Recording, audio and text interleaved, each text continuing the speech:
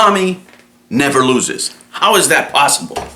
You guys love this subject, so I'll be answering some questions and reading your comments. Let's go.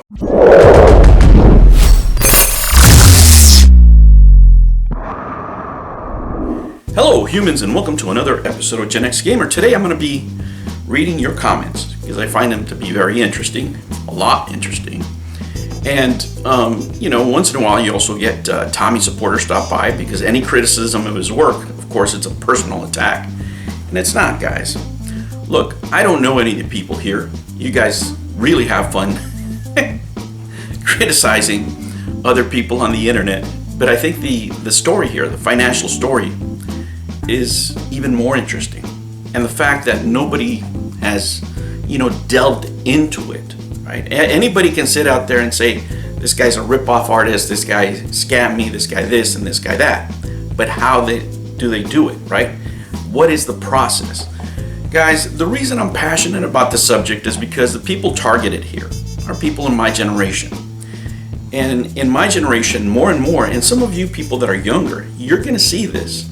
There's a lot of Tommy Tallaricos out there. There's a lot of companies that they're going to ask you to invest on a sure thing, right? And what I want to do here is an exercise for you to dig deeper. Dig deeper. If somebody offers you something that sounds too good to be true, it's probably bullshit, right? 10x returns, like I've told you before, is not something that happens every day, nor it's something that somebody's going to come and offer you, right? That's ridiculous. Right? If I have something that's going to go 10x, why am I going to share it with you? If it's going to go turn 10x. But anyway, to get to the deeper roots of these kind of investments, what I want to offer here is my opinions based on conjecture, hypothesis, and the facts that I see in front of me. What I want to offer is some solutions, but not the only solutions, to the mysteries that we're going to face here when it comes to the television Miko. I got that disclaimer, by the way, from the old In Search of Television show. They used to say that at the beginning, one of my favorite shows of all time with Leonard Nimoy. Guys, when it comes to making money disappear from a corporation, disappear, quote unquote, there's many ways to do it. All right, guys, so let me show you how you could possibly, in a fictitious company, right, take in $17 million worth of fundraising and produce very little. I like to call this the triple dip, right? And this fictitious company is called El Amigo Malo Video Games, LLC, aka Limited Liability for Us. That's what LLC means, guys. And how does the money flow go here? Well, let's see here. First, you get your fundraising, you get your $17 million, and you put that into your new company there, right? You take in all that money and you put it into your company. Of course, you're going to have employees and officers, right? And these fictitious entities are going to be this leprechaun here that thinks he's lucky. We have an orc that likes killing prairie dogs. And we have, another employee here, whoever this may be, right? And they're taking in a salary, right? And these salaries are, good salaries, decent salaries, right? And they're taking in that money, right? So that's the first dip, right? These people that started the company, that possibly own stock on top of, being on the take of this money that's being raised, are getting paid handsomely for whatever it is that they're doing. Now, what that could be, it could be anywhere from actually working every day to somebody showing up 15 minutes to take a phone call. That's it. They're still drawing a salary, right? So that, some of the money is going there. Then you have vendors, right? That is the second dip. Vendors are getting paid. Now, unbeknownst to the investors, right? Some of the top vendors are actually owned by the leprechaun, by the orc, and by this evildoer here, right? One of them, let's say he's a developer, right? So this company is also paying the developer. Now, you could just pay the employee straight there, right? And have him do all the work and just give him one salary. But the way this company's set up is that their vendors are actually owned by these same employees, right? So that's the second dip. One of them's a developer and he's getting top dollar for mediocre, shitty games, right? The second one, he owns a building, right? The prairie dog killer owns a building and he's getting top dollar for that lease, whatever that lease may be, right? And it could be, nice terms at the beginning, but of course he needs to get his money. So that's his second dip into the company, right?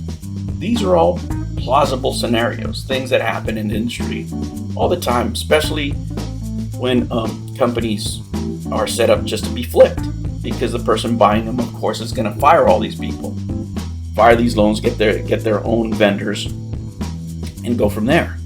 But besides, these guys being vendors here, they also have expenses paid. What kind of expenses, right? You talk about cell phones, petty cash for things here, there, and the other.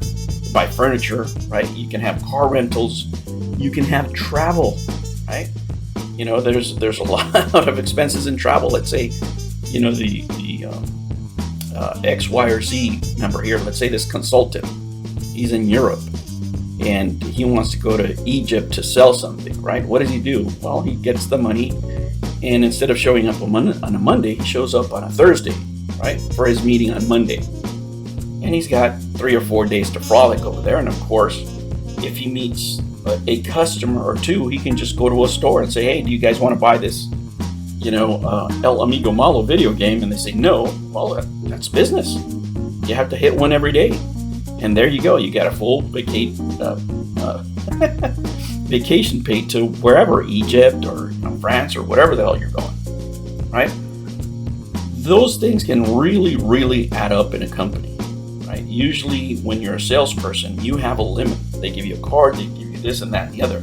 It's not unlimited expenses. So when you're auditing, this is something you really have to take a very close look at, right? Not only the vendors, who owns those companies, right? Who owns these companies? And what kind of expenses, especially, right, when it comes to sales, were made from the company. One of my observations for, let's say, a free event, right? Let's say you put an event at Crayola, but the fans put it up, right? The fans themselves put it up, and they helped you put everything together. Somebody got paid, right? A company's not going to send somebody out there for free.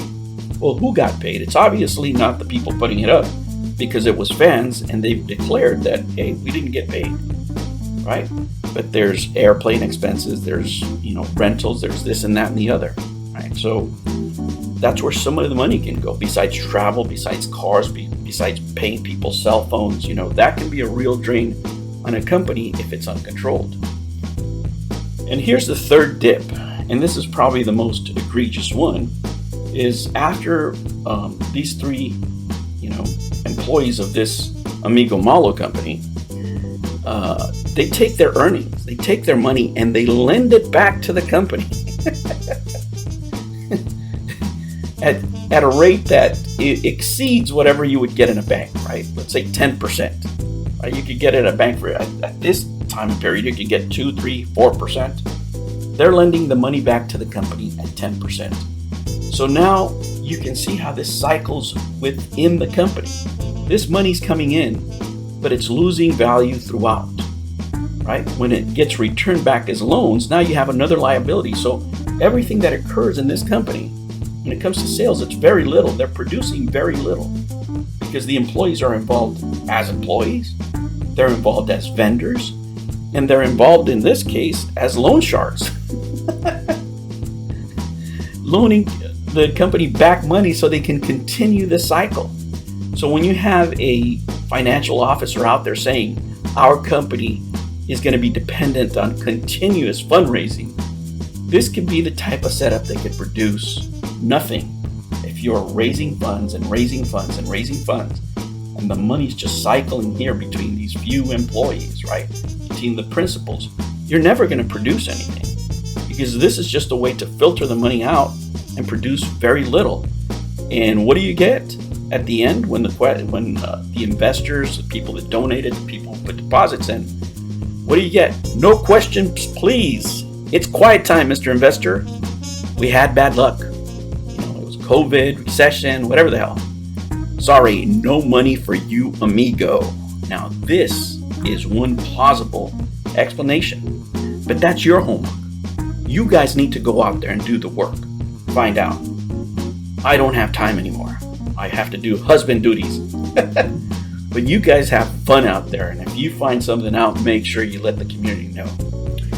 Alright guys, now the inspiration for this comeback video was this comment that Gatoru's left. By the way guys, if you guys haven't played Ampersat, go ahead and play it. I'm telling you, if you love retro, go out and check out Gatoru's on Steam, and you can buy the game. I'm telling you, you're not going to regret it. It is a great game.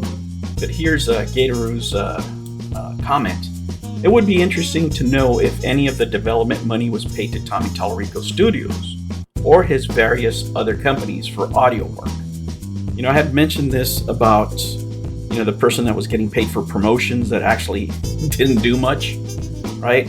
When the events were being held by Intellivision fans, you know, some of you call them the cult, and this guy was doing nothing and collecting a paycheck. You know, he was also in charge when the whole GameStop debacle happened. You know, these guys are drawing a check, and this comment right here reminded me of that. So I wanted to go back to see if any of you have found anything out regarding these companies. But yeah, I mean, this is what you guys need to look for, not only in this company, but future investments that you're going to make. Right? Always look at the vendors, look at who's getting paid, look at the cash flow. How is the money flowing within a company? Okay, next here we have Joshua Snyder. Tommy's insecure hubris will not keep him down low for long. He'll look to clean up his rep, all the while denying it was anything but sterling all along. Okay. Shithouse Harry Sludge Pit. Sudesh going to have to restructure the loan and now take $350 per console. Okay. Congratulations on your recent nuptials, Generation X Gamer. Thank you so much, Greg Kilby, the Mad Moderator. Hope you had a nice time on vacation. I really did. Thank you so much, Mad Moderator. MDI Music Forever. Tommy will never take ownership of his failure. Well, not so far, and it's a really bad look. You know, guys, when we make a mistake, the best thing to do is to own it. Just to own it, you know, and move forward. Anybody can come back from failure, you know, even the biggest failures. You have to acknowledge this and just move forward. Yeah, you're going to take your lumps, but there's a way forward. In this case, since he never did it, I think that reputation is going to stick with him. Okay, Santhin Sarda. Here's the thing. Tommy's an ego vampire. Any kind of attention, he thrives on it. And he's not the type to be quiet. Well, he's been quiet so far. Tommy's a narcissist. There is no way of slicing it. Any apology he'd make would only be self-serving and insincere, unless there was a court order tied to it. I think this is right. Now he got many replies from Willie, from Blitzkrieg. I'm sorry. He says, I disagree. Narcissists would still have their face out there, as they have no shame. So that's another discussion. Now, PM for, you know, this PM, you got to let us know who you really are, because you take any criticism of Tommy's work specifically as a personal attack. I specifically am not attacking him personally. You know, he says you're still milking this. And it's not, you know, before this I hadn't made a video in a while because there's nothing to report. But PM, if I got any of the facts wrong, or if you have any facts, you know, obviously you're close to the operation, let us know. Let us know the books. Let us know who owns these vendors that Intellivision was using. And if you have any evidence that can exonerate Mr. Tallarico, him doing a terrible job as CEO, please let us know. Okay. And Blitzkrieg had a question here. How did you determine the $3 million figure? Right? And it's just an approximation, right? Based on this kind of setup that I just showed you. You also made a comment, this is 5% even remotely keeping up with inflation. No, it's not, but you have to remember that this money was not taken all at once. It was done, you know, little by little. And by the end, you know, the rates were a lot higher, right? But when they first began taking out money, the interest rates weren't that high. So, your chances of getting a higher interest rate on whatever investment would be smaller. And nothing has showed me that these guys are particularly great investors, so they would probably just put it in the bank, because remember, they need to take this money out constantly so they can re-lend it to the company. We have the GameStar here. GameStar, he'll be back. I mean, you came back from all your fairy money bullshitted bottomed out without ever acknowledging what you know about as much as finances as Mike Kennedy. GameStar, I don't know what you're talking about. I went on vacation. We're still going to be doing the investment portfolio. I just got married, and I'll be making a video here pretty soon. We haven't added anything to our positions, so we'll just keep it moving forward. But stay tuned and see how we're going to do with that. But I can tell you this, the money you put in the stock market on any blind fund, any index fund, is going to do a lot better than what your boy did there with his company. Okay, Mark Garcia. I hope TT Tommy Tallarico can rise from the Amico and redeem himself for the sake of everyone that believed in him. That would be the best thing to do, but at this point I highly doubt it. But that's the secret in me talking. I doubt it, Mike, and let me tell you why. Let's say that Mr. Tallarico was able to increase his fortune by 25%, right? After being 30 years in the gaming industry, he was able to be worth, where they say $3 million, right? So if in 30 years he was able to be worth $30 million, in the last 4 he was able to increase his fortune by 25%, or by $1 million, let's say. There'd be no point, because he was as successful monetarily, not in his reputation, but monetarily, he would have been as successful in this failed project that he would have in his previous 30 plus years. Hopefully he's smart with his money, but I don't see any plausible way at this point without him acknowledging that he made a mistake moving forward. And I think the time for that has already gone. At this point, I think the label of a scammer is starting to stick, unfortunately for him. New videos every Monday and Sunday. Thank you for joining me on another episode of the Gen X Gamer.